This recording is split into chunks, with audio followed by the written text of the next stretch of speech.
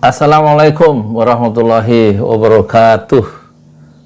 Saya Yudi Pramuko, tukang donat dari para YouTuber tertua di semesta. Hari ini hari Sabtu ya, kita belajar kepada dua orang pinter ya, yaitu satu Rocky Gerung dan Rocky Gerung dan yang kedua Hersu Beno Arif yang pandai dia merumuskan persoalan dan kemudian men-challenge-kan, membentangkan pertanyaan itu, menohokkan itu ke Rocky Gerung ya. Terus kita perlu belajar ya, jangan selalu kita melakukan aktivitas rutin ya. Kita belajar sama ahlinya. Iya, itu hari ini kita akan belajar ke Rocky Gerung Official. Judul videonya, saya belum lihat videonya ya. Pencapresan Anies jangan sampai terhambat, koalisi amplop, relawan bisa balik badan. Itu judulnya. Ditonton 72.114, banyak ya. Kemudian tanggal 27 Oktober, berarti kemarin ya, 2 hari yang lalu. Kenapa kita harus belajar? Kita ingat ya, pesan dari Rasulullah, jadilah 4 kelompok sosial dan jangan jadi yang kelima. Pertama, jadilah orang yang ini muallimun, orang yang memberikan ilmu, yang mengajar, yang dosen, pendidik, ustadz dan trainer gitu. Kalau nggak bisa sebagai orang yang muallimun ya kan, jadilah al-muta'allimun kata Rasulullah ya. Orang yang belajar dengan sungguh-sungguh dan sistematis ya. Belajar dengan sungguh-sungguh. Yaitu orang yang muta'allimun. Orang muta'allimun. Kalau belajar nggak bisa, jadi guru nggak bisa, kemudian belajar juga nggak bisa, jadilah kelompok sosial yang ketiga kata Rasulullah, yaitu al-mustami'un, orang yang yang al-mustami'un, orang yang mendengar uraian penjelasan orang lain dengan sungguh-sungguh. Mengajar tidak, belajar sungguh-sungguh tidak, mendengar juga tidak. Jadilah yang keempat kata Rasulullah, yaitu al-muhibbun, orang yang al-muhibbun itu orang yang mencintai kebenaran, mencintai ilmu pengetahuan. Jangan jadi kelompok yang kelima ya. Jadi pendidik tidak, orang yang belajar tidak, orang yang mendengar tidak, orang yang mencintai kebenaran juga tidak. Nah itu mau jadi apa coba? Sekarang kita belajar ke Hersu Beno Arif dan Rocky Gerung ya, untuk mengikuti nasihat dari Rasulullah yang 4 tadi ya. Bismillahirrahmanirrahim. Ini Forum News Network ya, musiknya kenceng bener. Halo Rocky, kita ketemu lagi ya. Tapi sebelum kita mendiskusikan banyak hal, terutama berkaitan dengan masalah politik, kita update dulu perkembangan.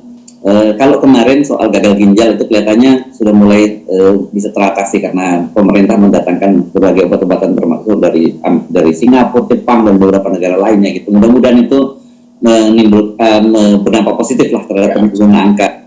Jadi nggak langsung bahas Anies ya, membahas tentang gagal ginjal yang kemarin itu beritanya mencemaskan karena banyak anak-anak yang gagal ginjal, tapi rupanya tampaknya sudah teratasi ya, kayaknya.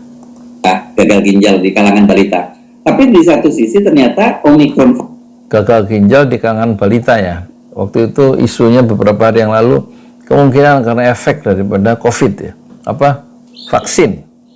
Varian baru itu dia kemudian udah mulai jumlahnya meningkat lagi, dan ini ada yang masuk dari Singapura. Padahal kita kan tahu Singapura sudah mulai membuka pintu wisatawannya, dan orang Indonesia pasti paling banyak di sana. Jadi saya kira kita mesti ingatkan ya pada kita bahwa belum selesai soal Omikron ini. Jadi jangan kemudian menganggap enteng. Ya, saya kira itu di COVID. Jadi dia masuk bukan ke Anies, tapi ada update berita tentang ada varian baru dari Omikron yang kita banyak orang ke sana kan, orang kita di mana, orang Indonesia di Singapura, dan kemungkinan dia bawa Omicron ke Indonesia. Jadi Hersu mengingatkan bahwa kita harus hati-hati, badai belum berlalu. COVID ini jadi pelajaran sosial juga penting, yaitu perlengkapan diri untuk mencegah COVID. Tapi juga ada pelajaran ilmu pengetahuan. Kan kalau saya baca-baca jurnal itu, setelah COVID atau selama COVID itu mungkin puluhan atau kira 40 sampai 80 laboratorium modern baru untuk membaca arah dari pandemi ini. Tapi selalu kan ada semacam kedaruratan di mana obat terpaksa dipakai sebelum penelitian efek dari interaksi obat itu selesai. Jadi memang kedaruratan itu membutuhkan kecepatan penanganan medis, tetapi riset-riset itu kan belum sempurna tuh. Misalnya satu obat digandengkan dengan obat yang lain itu belum diperiksa efek sampingnya apa, interaksi antara kimia itu. Demikian juga yang berlangsung dalam soal gagal ginjal itu, ya mungkin aja ada reaksi kimia dari antar obat yang diperparah oleh kondisi anak-anak ini selama pandemi, kesehatan menurun. Roke mencoba menjelaskan ya gejala apa itu tadi gagal ginjal di balita itu berdasarkan pengetahuan dia membaca jurnal-jurnal itu, arah dari pandemi itu belum bisa diperkirakan meskipun sudah berlalu, tetapi side effect ya, obat-obat yang dipakai untuk menangani COVID itu kemungkinan besar juga kan belum diketahui itunya, efeknya itu. Ketika obat dari ketika arah dari berlalunya COVID itu juga belum ditentukan ya, belum jelas. Nah, sementara efeknya itu juga belum side effect obat itu juga belum belum diketahui dengan pasti. Kecepatan penanganan itu adalah satu kunci untuk menyelesaikan persoalan yang ada sekarang. Kira-kira begitu ya. Benar nggak sih saya ngomong itu? Daya tahan menurun karena kesulitan ekonomi. Tentu itu bagian sifat yang harus atau peristiwa yang harus dianalisis oleh para epidemiologis. Tapi yang penting bagi kita ada semacam rasa aman bahwa konteks negara itu terasa, kan itu. Dan jangan paniklah negara, kan tiba-tiba Menteri Kesehatan bicara macam-macam soal kebijakan yang sebetulnya kebijakan kimia itu dan perlindungan kesehatan yang harusnya BPOM yang duluan bicarakan. Kan Menteri Kesehatan adalah mengatur itu. Jadi sekali lagi saya baca BPOM akhirnya mengakui bahwa mereka kurang melakukan evaluasi itu. Jadi minat intelektual Roky Gerung itu memang meluas ya. Jadi itulah ciri seorang intelektual itu, dia mengamati segala hal, tidak hanya melakukan spesialisasi di bidang politik seperti Roky Gerung, tapi dia meluas pada persoalan-persoalan yang menyangkut kemanusiaan, baik pendidikan, ekonomi, kebudayaan, dan juga pemikiran atau politik dan lain-lain. Itu menjadi minat dari Roky Gerung, sehingga kita kadang-kadang heran dia bisa bicara apa saja. Ternyata mungkin karena intelektual stoknya itu, cadangan intelektualnya itu dia begitu kaya karena minat membaca jurnal dan mengamati secara intelektual. Tingkat keingintahuan yang besar itu memang lebih berlebih dibanding kebanyakan jutaan orang biasa, yaitu Roky Gerung itu. Yang harusnya bertahap itu macam-macam lah eksepsinya. Tapi sekali lagi balik pada isu kesehatan masyarakat, itu juga yang dituntut akhirnya oleh publik bahwa lebih baik Presiden Jokowi fokus pada hal-hal yang Z ini, pendidikan, kesehatan masyarakat, dan fokus pada IKN itu apa itu. Kita tahu. Mulai fokus pada IKN, kecam itu sama Roky Gerung ya.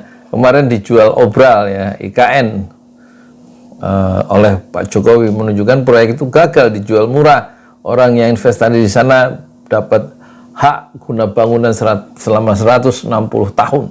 Dan kemudian mendapat potongan pajak itu sampai 350%. Dan orang yang membangun di kawasan tertentu di IKN itu nanti juga bisa dapat tax holiday selama 30 tahun bebas pajak. piye coba. Dan dia mulai masuk ke IKN ya, mulai kelihatan aslinya di sini ya, Rocky Gerung.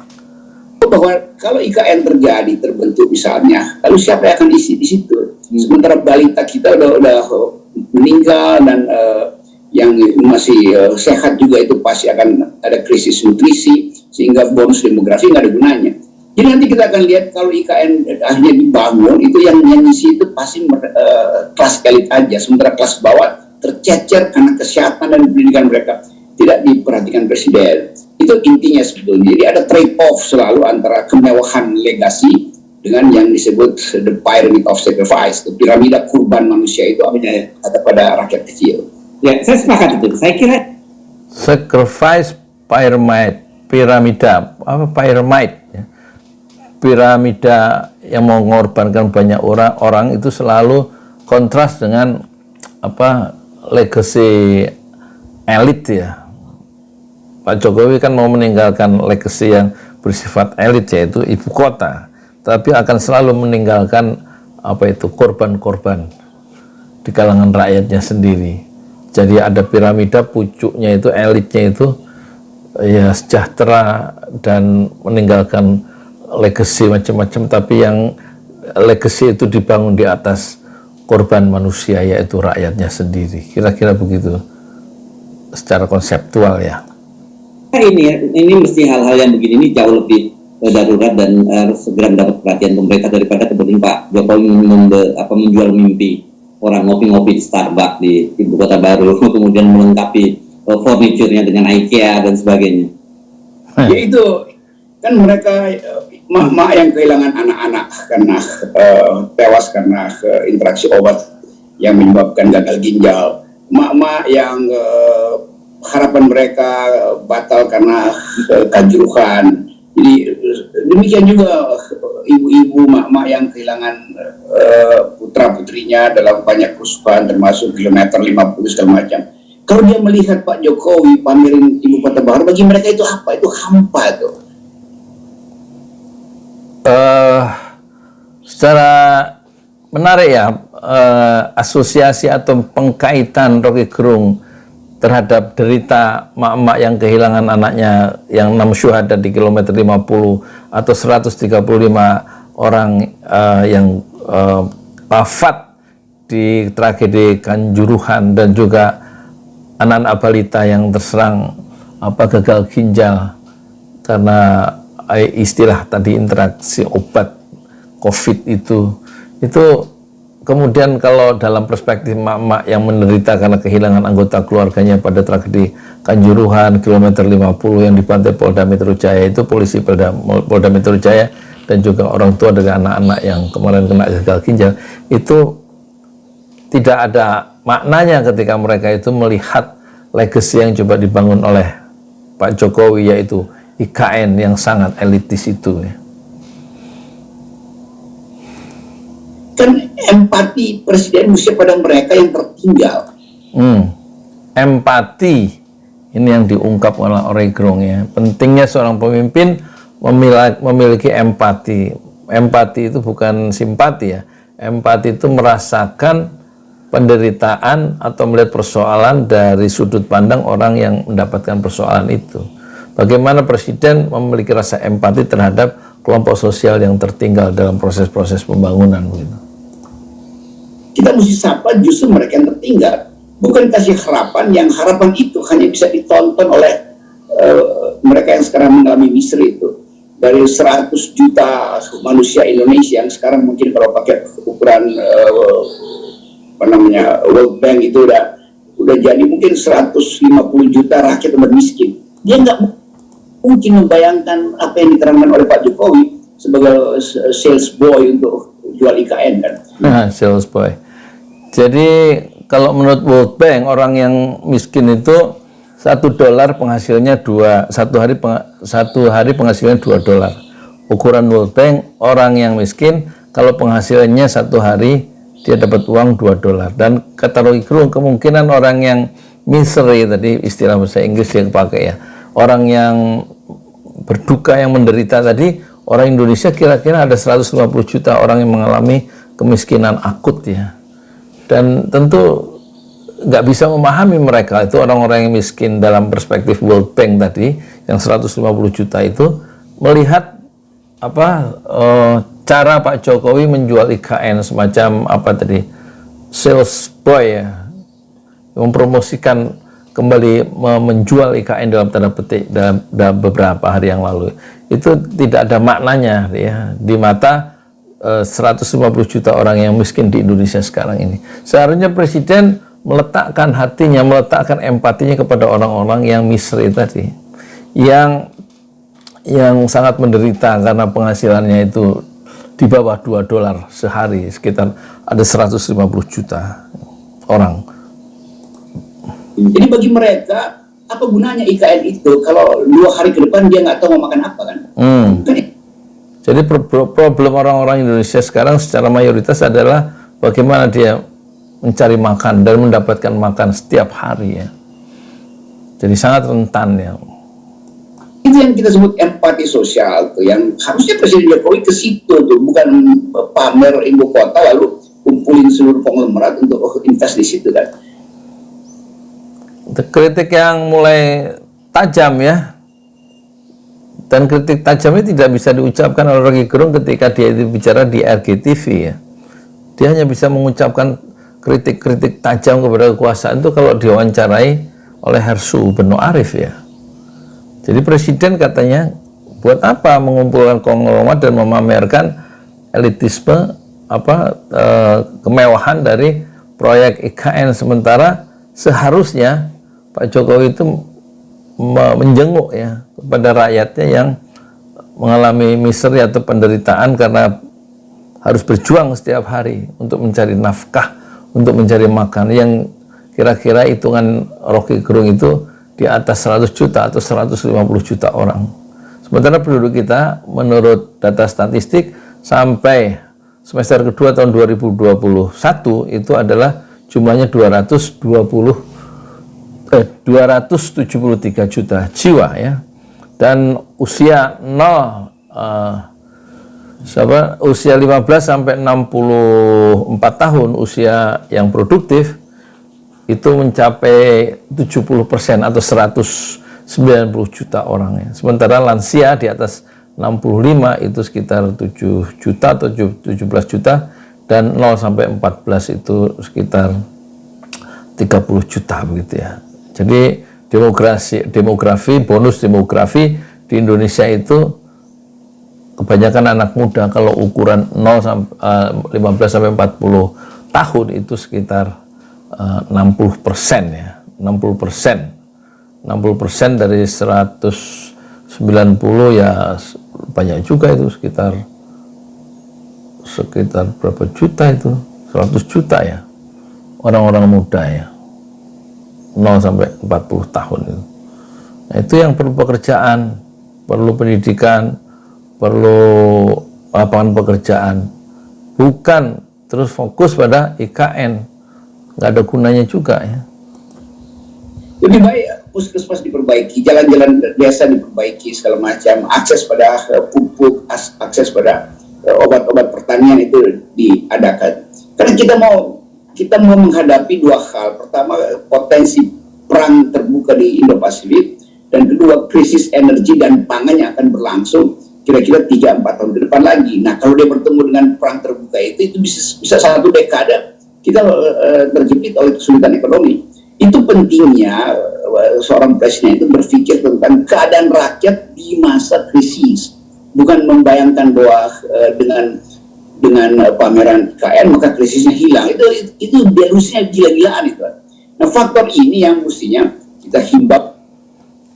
Jadi Rocky Gerung mengingatkan ya, hendaknya presiden atau sebagai pemimpin itu membayangkan ya krisis yang bisa dialami oleh rakyatnya ya, ketika perang itu terbuka dan krisis ekonomi itu muncul tahun 2023, bukan ya bagaimana membayangkan mereka itu keluar dari krisis, rakyat itu kalau memang krisis itu mendera saat itu ya kan, perpaduan antara konflik di kawasan Indo-Pasifik itu dengan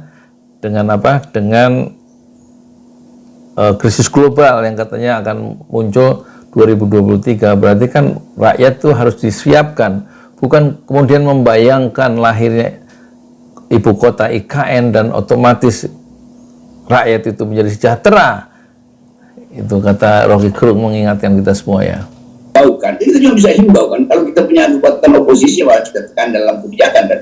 Tapi nggak ada kekuatan itu, jadi kita hanya ingin buka mata supaya para analis itu tahu bahwa kita dalam krisis dan presiden menganggap bahwa krisis ini bisa dihilangkan dengan proposal IKN. Itu konyolnya dan dungu. Konyol dan dungu kebijakan presiden yang menganggap bahwa krisis yang akan dialami, diderita oleh kebanyakan rakyat Indonesia itu bisa hilang dengan menghadirkan ibu kota Nusantara yang baru. Ini satu sikap atau sikap politik yang menurut perspektif Rocky Gerung adalah sikap politik yang diambil oleh presiden adalah konyol dan dungu ya. Bahwa maksudnya bahwa misery atau penderitaan rakyat yang banyak itu karena krisis itu nanti bisa dihilangkan kalau kita itu menyelesaikan proyek mercusuar IKN. Dulunya di situ. Kalau cuma kuat, ya biasa ini juga dulu. Oke, mari kita bicara pada sekarang peristiwa politik yang terjadi dalam beberapa hari ini ya. Karena bagaimanapun ini pasti erat kaitannya dengan kebijakan pemerintahan di masa depan.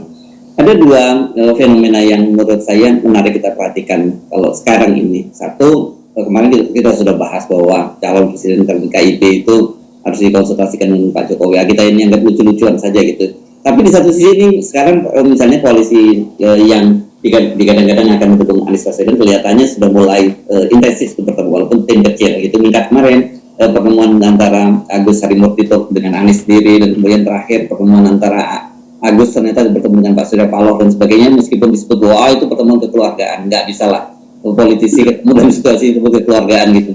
Nah di satu sisi kemudian kita melihat bagaimana kemarin Ganjar mendapat teguran karena teguran lisan karena dia menyatakan siap di Capres. Yang lebih bikin kaget ternyata ketua DPC Solo FX Hadi Rudiatmo yang mendukung Ganjar itu mendapat teguran yang keras dan terakhir itu sama dengan para dewan kolonel. Bagaimana kita memahami ini ya, Bung Rocky? Jadi Hersu Beno Arif itu mencoba mengangkat dua persoalan dan kemudian Rocky Gerung dia minta suruh menjelaskan ya pertemuan koalisi perubahan antara Nasdem, tim kecilnya Nasdem, PKS dan satu lagi itu Demokrat di rumahnya Anies, yang kayu itu di rumah di Lebak Bulus berarti bukan di Jogja ya. Itu bagaimana menjelaskannya dikaitkan dengan teguran lisan kepada Ganjar yang sebelumnya siap untuk jadi capres dan itu mendapatkan keteguran dari DPP PDIP, sementara teguran lisan, tapi sementara orang yang mendukung yaitu ketua DPC Solo FX Rudiatmo itu dapat teguran keras dan terakhir.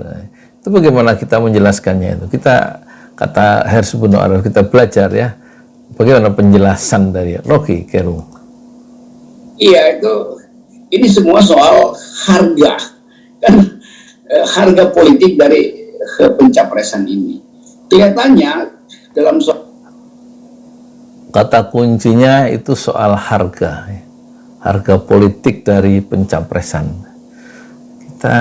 Dia bisa ya mengaitkan, saya nggak kebayang dia bisa mengaitkan dan membangun satu frasa yaitu harga politik dalam pencapresan ya. Kasus Ganjar yang dapat teguran lisan dan kasus pertemuan Anies Baswedan atau tim kecil dari koalisi perubahan, 3 partai yang di rumah Anies itu. Soal Anies itu harga dari cawapres lebih mahal dari harga presidennya, kan? Anies sudah dielulukan, didukung di semua daerah. Kalau saya pergi ke daerah itu dengan gampang kita tahu ini uang langsung dari para pendukungnya tuh. Nggak ada sinyal-sinyal bahwa itu uang oligarki. Tapi ini di tingkat lokal daerah. Jadi gairah daerah untuk mencari pemimpin baru itu jangan dibatalkan dengan sinyal bahwa pemimpin baru akan jadi penerus Jokowi itu. itu akan batal di daerah. Jadi relawan daerah itu rela untuk keluarin uang sendiri demi Anies bertempur atau bersaing dengan calonnya istana. Itu Jadi ada kenyataan baru ya yang ditemukan oleh Rocky Gerung bahwa daerah itu sambutan terhadap Anies itu tampaknya meluap dan ikhlas, rela, dan mengharapkan lahirnya pemimpin yang memang kontras ya dengan pemimpin yang sekarang.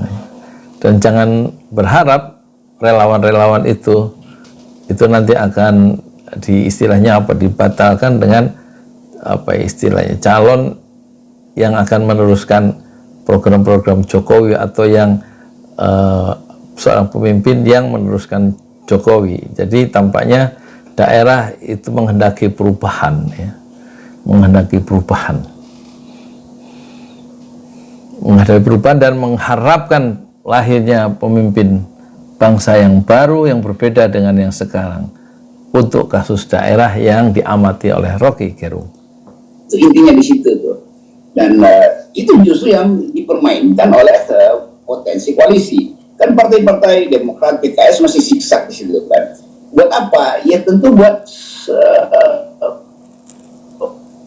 memenuhi kriteria Anies. Tapi pada saat yang sama mereka tahu Anies nggak mungkin jadi presiden tanpa dukungan PKS misalnya. Saya baca juga di PKS ada dua faksi, faksi yang menginginkan Anies secara jujur dan membantu Anies, ada faksi lain yang menginginkan Anies tapi minta mahar dari Anies atau timnya Anies kan. Kan kalau mau fair ya minta aja pada Nasdem kan Nasdem yang jadi operatornya kan. Jadi mestinya Nasdem kirim uang ke PKS atau Demokrat, kira-kira kalau kasarnya begitu kalau kita baca kan. Karena tetap ditahan-tahan.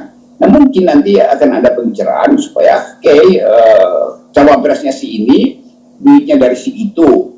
Dan karena itu terhadap yang itu yang lain mesti disogok supaya nggak baper, kira-kira begitu kan. Ini buruknya politik Indonesia itu. Udah ada tokohnya, tapi yang di bawah justru tahan. Partai-partai koalisi nggak akan sempurna karena bersaing. Nah kalau ini yang menarik ya, kritik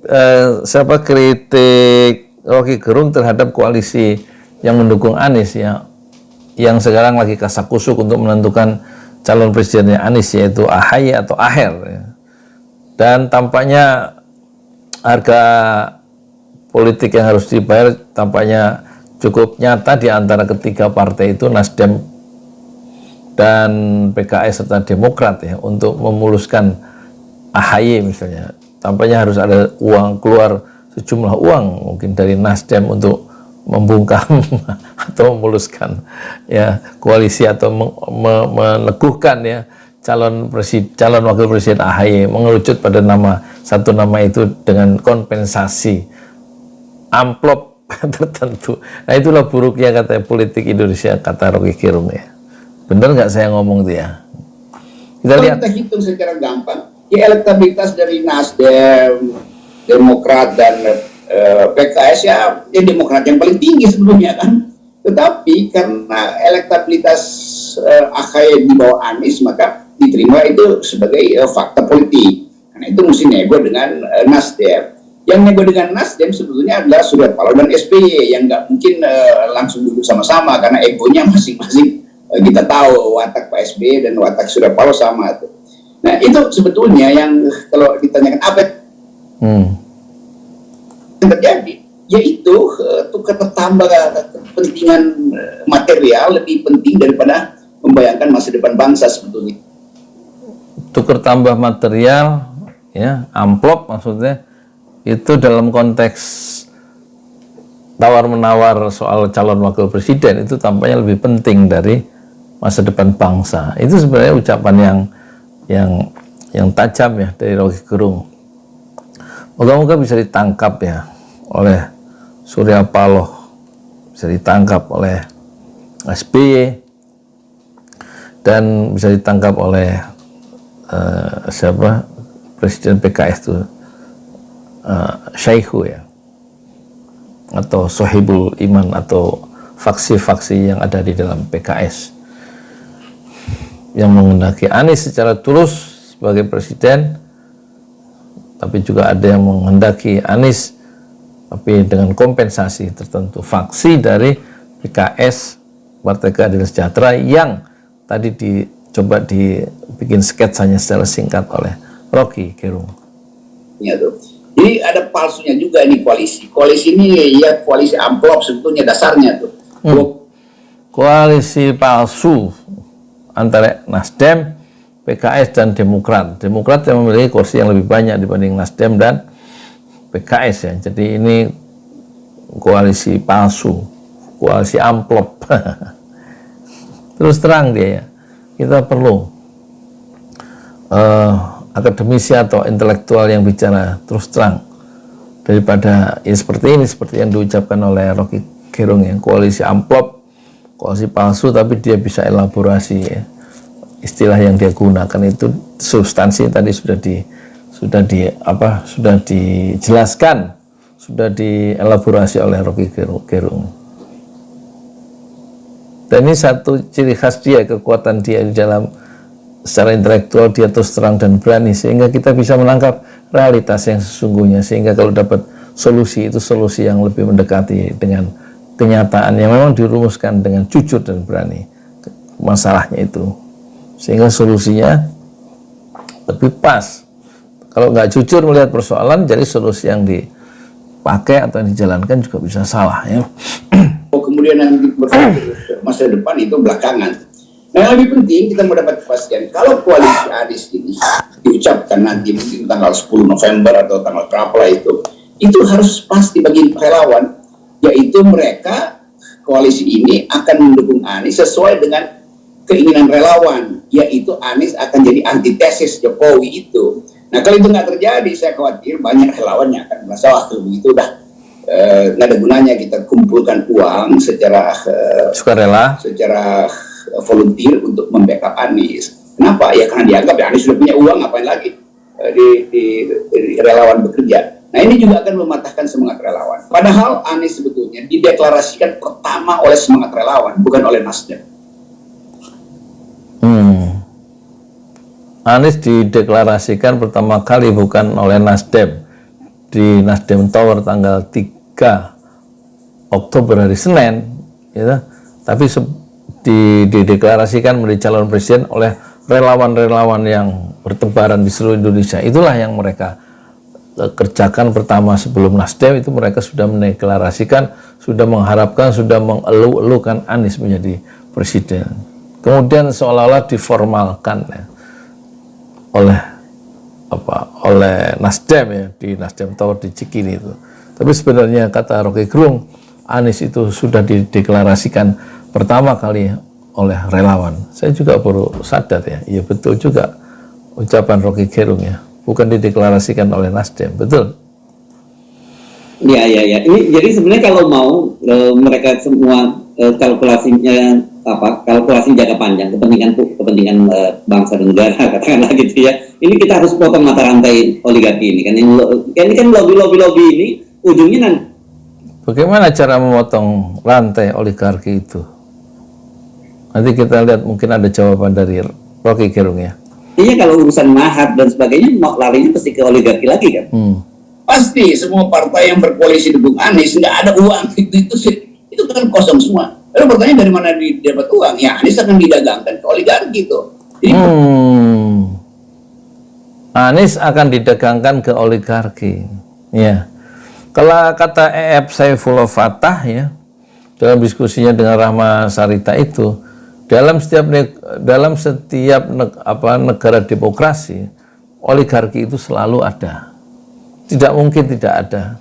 Sejumlah kecil orang yang kaya raya dan punya uang dan bisa memberikan uangnya dan untuk menentukan kekuasaan. Tapi problemnya di negara-negara yang demokrasinya sudah sehat dan sudah matang, oligarki itu bisa dikendalikan oleh kekuasaan. Tetapi di Indonesia, oligarki itulah yang mengendalikan kekuasaan dan menentukan orang yang berkuasa. Ditentukan oleh uang yang melimpah dari oligarki. Itu problem kita, yaitu problem Indonesia. Makanya kita bisa paham kalau Rocky Gerung barusan mengatakan bahwa Anies itu nggak punya uang, uangnya cuma 10 miliar. Menurut laporan LKHPN, laporan harta dan kekayaan pejabat negara LHKPN ya, cuma 11 miliar. Luhut yang banyak itu ada sekitar 800 miliar. Prabowo 2,3 triliun, sementara Erick Thohir 3,2 triliun. Jadi memang miskin ya Anies Baswedan dalam konteks pembiayaan untuk menjadi presiden itu. Nah, makanya dia berani bilang nanti oleh partai, oleh Nasdem, Anies itu akan didagangkan ya ke oligarki ya. Karena oligarki yang punya uang. Ya, makin menarik ya. Perjanjian antara oligarki dan partai pendukung Anies itu yang akan jadi borgol buat Anies ke depan. Itu yang kita ingin.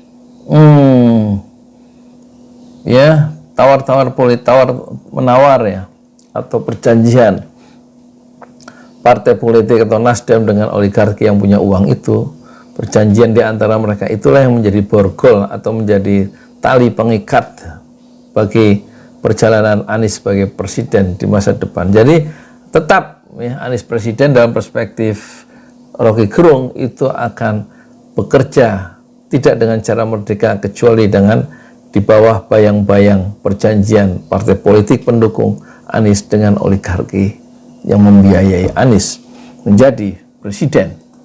Ingin beritahu pada Anies, Anda akan diborgol oleh mereka yang mencarikan uang buat Anda, tetapi dengan janji yang Anda nggak bisa penuhi nantinya, kan begitu. Lain kalau memang partai-partai ini menganggap oke, Anies adalah calon presiden, maka kita sepakat aja lah, kita undi aja lah calon wapresnya dari PKS apa dari Demokrat, ya diundi aja, buang koin, nggak ada uang kan di situ.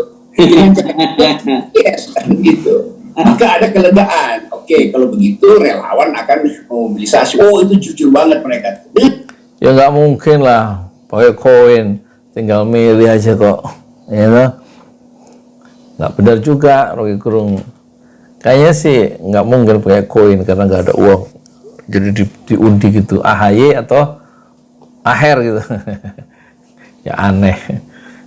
Nanti lama-lama dukunnya bekerja ya. Ya secara rasional tinggal dihitung aja. Tapi kalau saya secara pribadi ya untuk sementara ya AHY, karena AHY masih punya stok logistik yang banyak karena pengaruh dari ayahnya yang pernah jadi presiden 2 periode. Itu yang tidak dimiliki oleh Aher barangkali begitu. Meskipun dia punya pengalaman sebagai gubernur ya selama 2 periode di Jawa Barat, tapi kekuatan logistik teman-teman militer dari ayahnya yaitu SBY itu yang kemungkinan akan memenangkan Anies dan AHY pada level nasional ya. Bismillahirrahmanirrahim.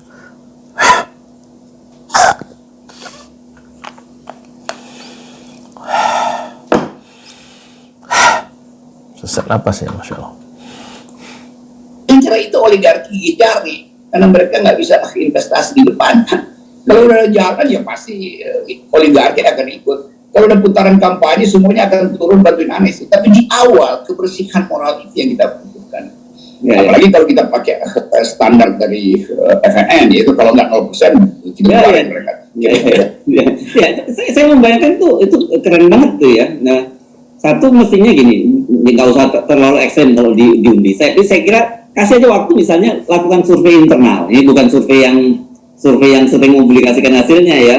Dan siapa yang kan Anies setidaknya kan seperti Anda sebut kemarin ada 3 syaratnya kan. Satu yang bisa menaikkan elektabilitasnya, kedua soliditas dari koalisi, yang ketiga bisa membantu pemerintahan yang efektif. Oke, kita ambil saja yang pertama soal, karena untuk memenangkan itu kan harus elektabilitasnya dulu. Kenapa nggak dilakukan survei internal? Jadi yang lain mesti legowo lah kalau yang kata-kata AHY atau Aher yang lebih mendukung Anies dari sisi elektabilitas ya harus sepakati kan begitu ya.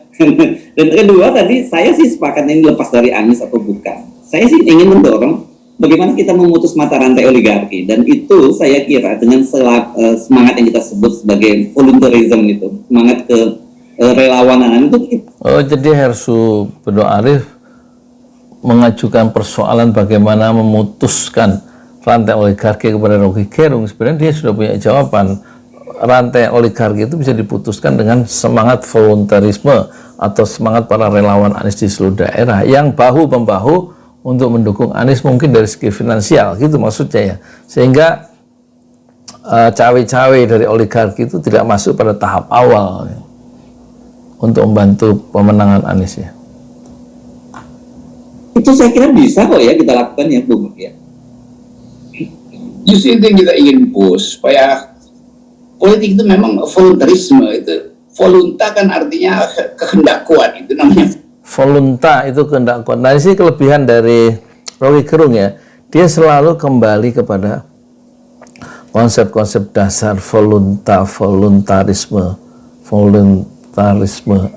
relawan, kemudian parlemen, itu demokrasi, konsep-konsep penguasaan, konsep-konsep dasar itu yang kemudian bisa menjernihkan persoalan dan mau kemampuan Rocky Gerung di situ ya. Dengan konsep penguasaan konsep-konsep dasar yang dilupakan oleh banyak orang, dia bisa lebih menjelaskan persoalan dengan sangat jernih dan fasih ya. volunte itu. Dan kehendak kuat itu jangan dibatalkan oleh kehendak uang kan. Itu maksudnya tuh kita ajukan terus beginian nih. Dan kalau misalnya dihitung tadi, ya oke, jangan diundi. Lalu dihitung kira-kira yang mau disurvei itu siapa kira-kira yang dalam pikiran publik lebih kurang berhubungan dengan oligarki, PKS atau Demokrat misalnya. Ini kita ambil minus malum aja tuh. Yang lebih kurang, kalau yang lebih banyak pasti mungkin orang keduga-duga kerumitan itu. Jadi dengan gampang kita tahu bahwa apakah PKS atau Demokrat yang kira-kira mampu untuk mengatakan tidak pada oligarki. Itu dulu tuh. Setelah itu dilihat tuh, kalau digabungkan dengan variabel ketokohan tokoh Demokrat dan tokoh PKS, siapa yang lebih mampu untuk membantu Anies secara birokrasi misalnya tuh. Jadi semua itu kalkulasi di atas meja lalu ditentukan kan. Sebelum oligarki menawar, itu maksudnya kan.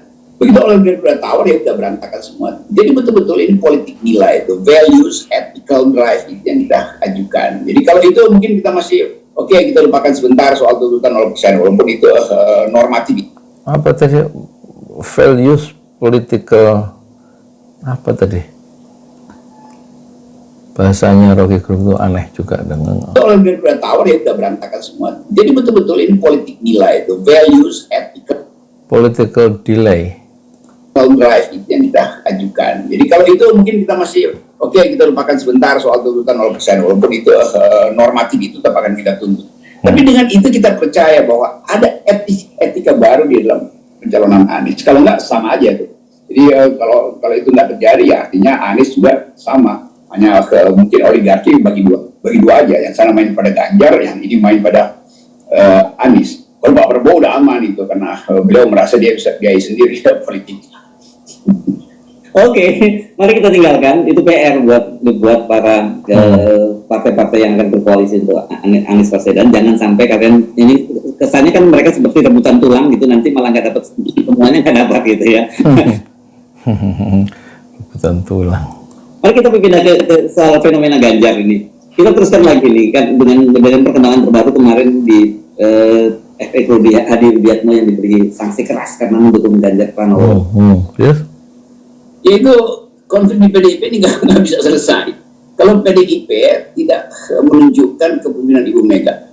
Dalam beberapa minggu ini kan Ibu Mega nggak mau memimpin tuh. Itu sibuk di antara ajudan-ajudannya aja tuh, yang kasih sinyal ini sinyal itu lalu lapor ke Ibu Mega. Sementara Ibu Mega mungkin lagi berupaya untuk meditasi mencari ilham dari Bung Karno, siapa sebetulnya yang paling layak. Sebetulnya itu aja, Ibu Mega harus mengatakan kami partai yang dibesarkan untuk punya harga diri gitu. Karena itu harga diri itu jangan dipermainkan oleh segala macam bentuk tertambah. Maka Ibu Mega akan bilang, kalau saya Ibu Mega, saya penasihat publik, saya Ibu Mega, Anda pasti akan kalah di 2024 karena mencalonkan Puan. Tapi partai Anda akan diingat sebagai partai yang konsisten. Mau pilih mana gitu? Kan gampang kan? Daripada berupaya menang tapi dianggap ya nggak jujur, udah ngusir Ganjar, balik lagi panggil lagi Ganjar gitu kan. Kenapa? Karena orang tahu nggak ada kader. Jadi justru dalam waktu yang 3 tahun ini Puan Maharani maju aja sebagai presiden. Apapun yang terjadi, kita tahu kapasitas Mbak Puan nggak cukup, tetapi ada pride, ada harga diri pada partai itu. Ngapain bikin partai besar dengan janji kaderisasi kalau akhirnya outsourcing juga?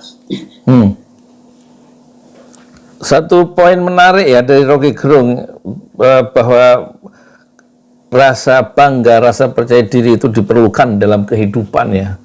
Buat apa punya partai besar tapi kebanggaan itu nggak ada? Majukan aja kader dari internal PDIP, yaitu Puan ya. Meskipun Rocky Gerung sudah bisa meramalkan pasti kalah ya, tapi PDIP masih bisa memetik poinnya bahwa dia adalah partai yang punya harga diri dan mencalonkan kadernya sendiri, daripada dia bingung ya oleh manuver-manuver Ganjar yang kemudian semacam tidak disukai tapi ingin ditarik kembali dan ingin dicalonkan sebagai pencapresan atas nama PDIP, tapi terjadi ketakutan juga nanti terah Soekarno hilang, digondol sama Ganjar dan kawan-kawan. Jadi lebih baik kalau memang ingin mempertahankan terah Soekarno, kira-kira begitulah konsekuensi logis dari omongan Rocky Gerung tadi. Sudah majukan saja Puan sebagai calon presiden ya, dengan konsekuensi dia tahu Rocky Gerung kapasitasnya nggak cukup dan pasti kalah, tetapi kebanggaan sebagai partai yang besar itu tegak dalam sejarah politik Indonesia modern. Di ujungnya kan nyari tokoh lain tuh. Ganjar tuh bukan Soekarnois. Ganjar gak sering kali lebih banyak berpikir kapitalistis, anti sebetulnya anti rakyat beliau tuh karena kalau Soekarno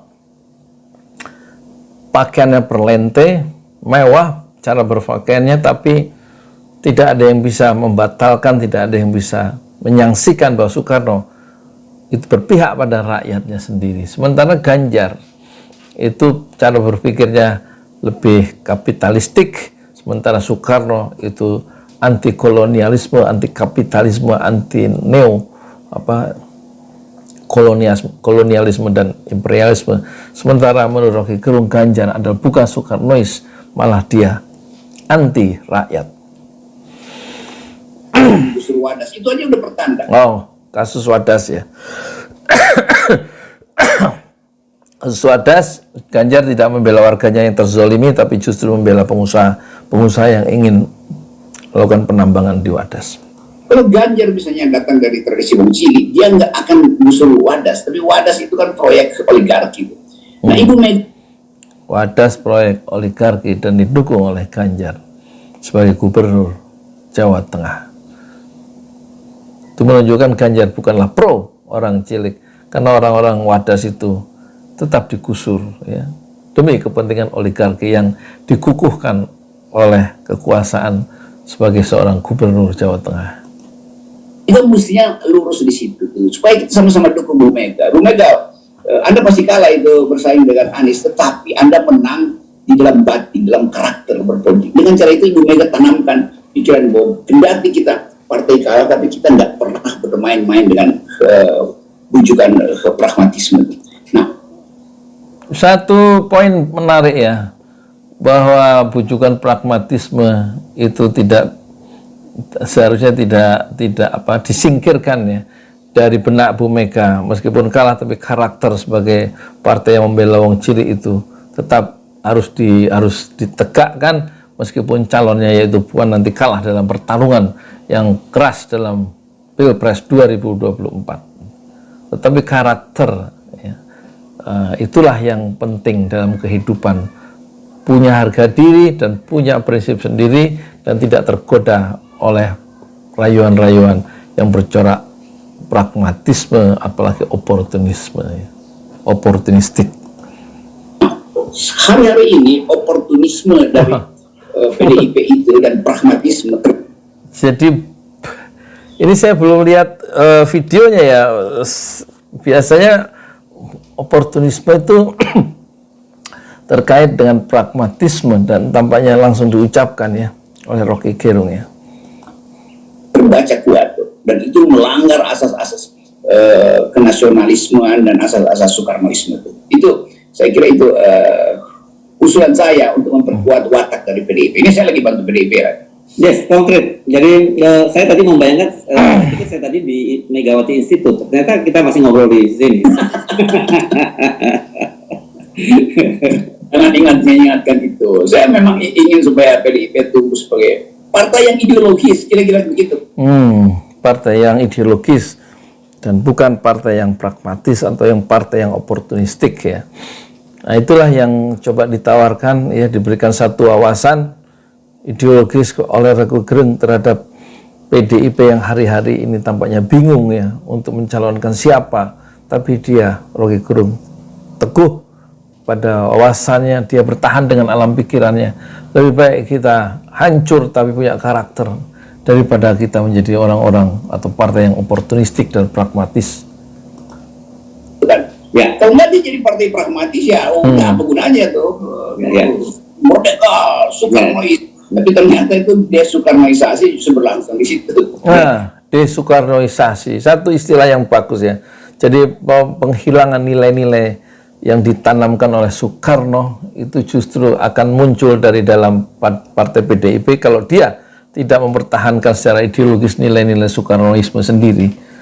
Hanya karena pertimbangan-pertimbangan kemenangan pemilu yang sangat pragmatis di tahun 2024. Jadi poinnya adalah Rocky Gerung ingin yang maju sebagai capres di PDIP adalah bukan Ganjar, tapi Puan sendiri yang harus memiliki pride atau kebanggaan sebagai partai yang membela wong cilik sebagaimana amanah atau nilai dari Soekarnoisme yang selalu membela orang-orang yang termarginalkan, orang-orang marhain, orang-orang kecil. Dan kita ingin bukan hanya PDIP. Saya kira semua partai-partai politik kita harusnya menjadi partai-partai yang ideologis kan. Dengan cara seperti itu sebenarnya sistem politik kita bisa perbaiki ya. Ya memang dalam partai yang ideologis artinya partai itu punya harga diri. Partai ideologis, partai itu punya harga diri, punya integritas. Jangan kayak KIB itu, partai-partai ada di situ nunggu perintah Jokowi. Lo ngapain bikin partai kalau masih nunggu perintah Jokowi? Terus apa marwahnya partai-partai itu kan? Sinting itu namanya. Sinting. Bikin partai KIB, Koalisi Indonesia Bersatu ya.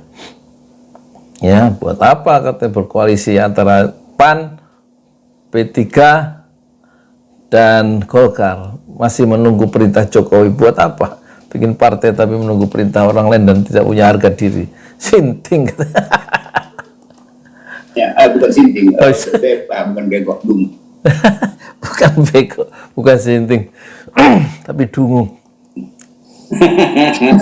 Udah diralat ya, yang tadi ya, jangan digoreng lagi. Oke, terima kasih.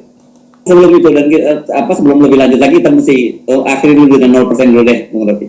Ya, itulah. Ya, satu percakapan yang menarik, membuka wawasan dan juga memperkaya wawasan ya di hari Sabtu ini. Itulah yang diingatkan oleh Rasulullah, jadilah orang yang salah satu dari 4 kelompok sosial, orang yang mu'alim, orang yang mengajar, yang memberikan perspektif, yang memberikan sharing ide. Kalau nggak bisa jadi ustadz, nggak bisa jadi guru, nggak bisa jadi trainer, jadilah orang yang muta'alim, orang yang belajar sungguh-sungguh ya terhadap orang yang berilmu ya. Kalau juga nggak bisa belajar bersungguh-sungguh, jadilah orang yang kelompok sosial. Yang ketiga yaitu al-mustami'un, orang yang mendengar dengan sungguh-sungguh penjelasan dari orang-orang yang pandai. Bagaimana hari ini kita mendengar percakapan intelektual yang menarik dari Hersu Beno Arif dan Rocky Gerung. Dan kalau nggak bisa jadi orang yang memberikan sharing ide, nggak bisa jadi dosen, nggak bisa pendidik, juga yang kedua nggak bisa jadi orang yang belajar sistematis, dan juga nggak bisa mendengar dengan sungguh-sungguh, jadilah orang yang keempat. Kelompok yang keempat kata Rasulullah Sallallahu Alaihi Wasallam, jadilah orang yang al-muhibbun, orang yang mencintai kebenaran, mencintai kejujuran, mencintai ilmu pengetahuan. Dan janganlah kata Rasulullah, jangan jadi orang yang kelima, tidak mengajar, tidak belajar, tidak mendengar, tidak mencintai ilmu. Jadi terus jadi apa? Ya, terima kasih. Moga-moga bermanfaat. Saya Yudi Pramuko, tukang donat dari Parung, YouTuber tertua di semesta Fasbir Sobron Jamila. Bersabarlah dengan kesabaran yang indah. Kita mulai dari 0% supaya nggak terjadi kedunguan dalam politik. Ya, oke. Thank you. Ya.